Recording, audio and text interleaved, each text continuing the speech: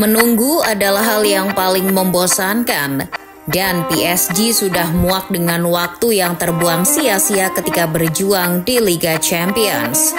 Klub yang berasal dari Paris itu lelah terus-menerus diejek sebagai raja domestik tanpa mahkota Eropa. Maka dari itu PSG berniat untuk menyudahi penantian itu di musim ini. Di setiap musim Liga Champions, mereka datang dengan harapan yang sama, menaklukkan Eropa, mengangkat si kuping besar, dan membungkam sinisme yang datang dari berbagai penjuru dunia. Kini di tengah keraguan, ejekan dan tekanan, mereka kembali berdiri di partai final, tegak, penuh amarah.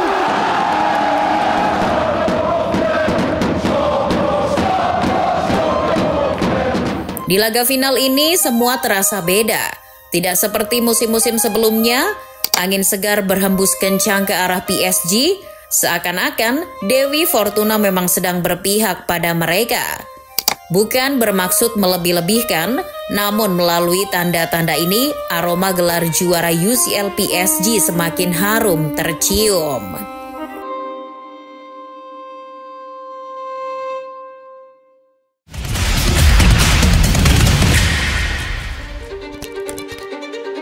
Kita mulai dengan teori pertama, yakni kutukan PSV Eindhoven.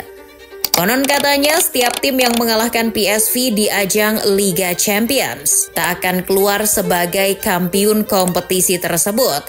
Teori ini pula yang kabarnya jadi salah satu penyebab mengapa Arsenal gugur di babak semifinal.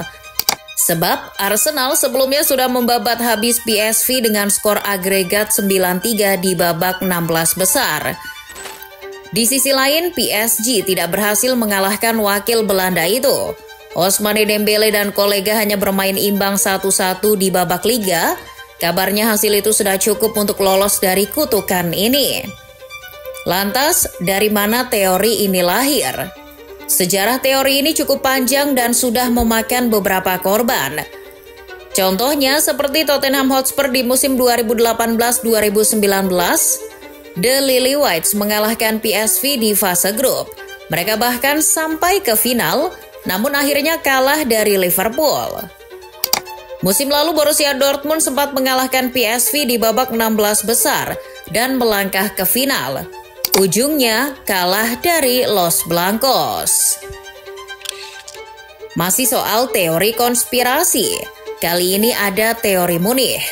Di balik kemegahan Allianz Arena dan dominasi Bayern Munchen di Bundesliga, kota Munich menyimpan jejak-jejak keajaiban yang tak bisa dijelaskan dengan logika manusia. Entah kebetulan atau takdir, Munich selalu jadi tempat lahirnya para raja baru Eropa. Munich tercatat sudah 4 kali mengadakan final UCL.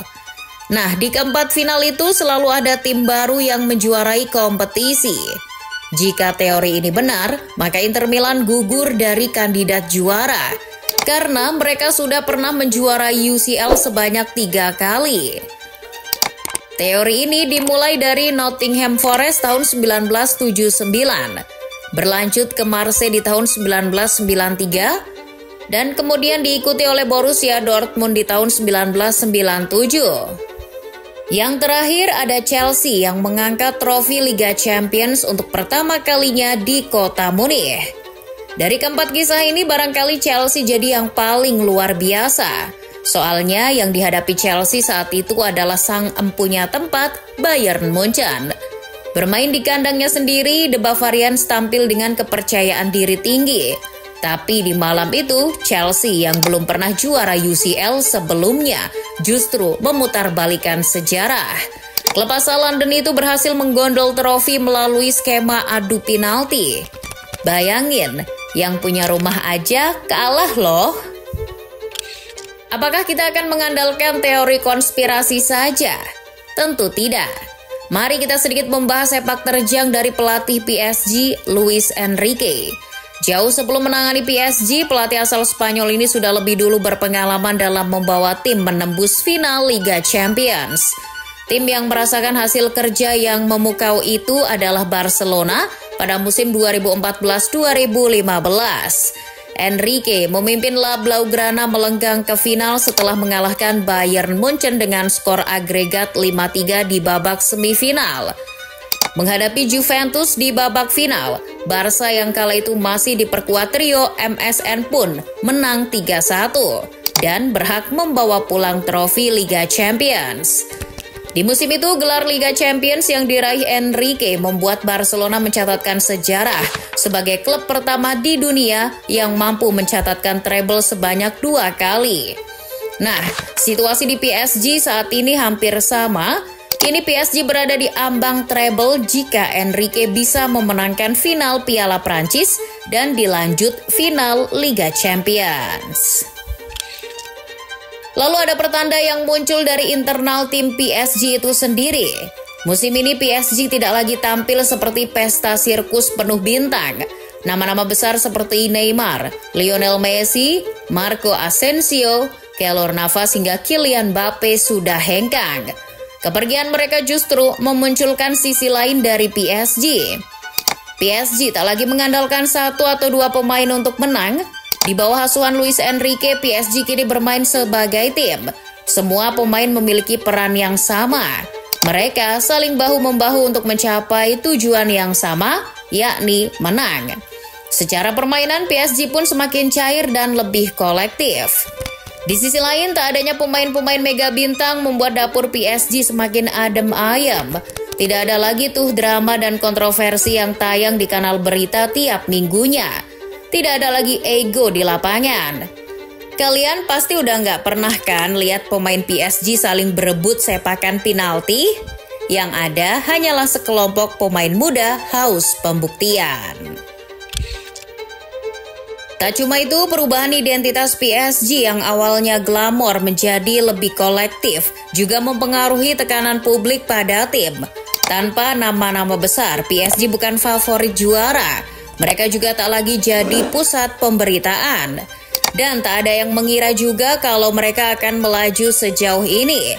Tapi justru karena itulah mereka bisa bermain lepas, bermain jujur, dan bermain sebagai tim. Tanpa ekspektasi yang berlebih artinya tak ada rasa takut yang menggunung. Tak ada rasa takut berarti tak ada batasan untuk terus melaju. Inilah PSG yang sesungguhnya. Beban besar justru ada di pundak lawan Inter Milan. Mereka dituntut untuk menjuarai turnamen ini demi memperbaiki koefisien Serie A di mata UEFA. Pertanda lain juga datang dari sisi eksternal, salah satunya dari Inter Milan sendiri.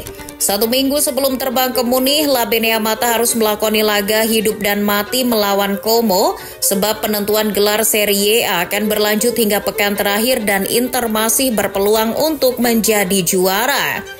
Napoli memang masih memimpin klasemen dengan 79 poin, namun skuad asuhan Antonio Conte hanya unggul 1 angka dari Inter yang menguntit di posisi kedua.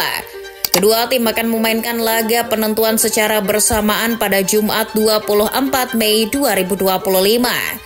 Menghadapi laga pamungkas, Inter mau tidak mau harus bermain all out, menurunkan skuad terbaik dan bermain dengan intensitas tinggi.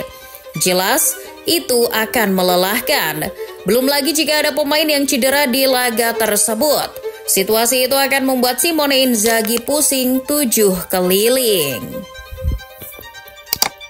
Situasi ini bisa menjadi lebih sulit lagi jika pada akhirnya Napoli kalah dan Inter hanya bermain imbang. Kedua tim akan memiliki poin sama. Sesuai aturan baru Serie A menurut laporan Corriere dello Sport, jika kedua tim memiliki poin sama, juara ditentukan lewat play-off yang akan digelar pada 26 Mei. Jika demikian yang terjadi, pemain Inter pasti jet lag saat tiba di Munich. Terakhir ada teori konspirasi yang cukup gila karena melibatkan UEFA. Sebagai informasi tambahan saja, Ligue 1 saat ini sedang berada di fase-fase sulit. Mereka kehilangan pamor dan kesulitan menjual hak siar pertandingan. Mereka juga kabarnya mulai kesulitan untuk mencari sponsor guna mendanai kompetisi. Berstatus sebagai salah satu dari 5 liga top Eropa, Ligue 1 pun kabarnya meminta bantuan UEFA untuk mengatur agar PSG yang menjuarai UCL musim ini Karena dengan begitu, Ligue 1 bisa kembali mendapat atensi dari publik. Jika pada akhirnya PSG juara, itu jadi bukti bahwa sepak bola modern bukan milik Inggris dan Spanyol saja.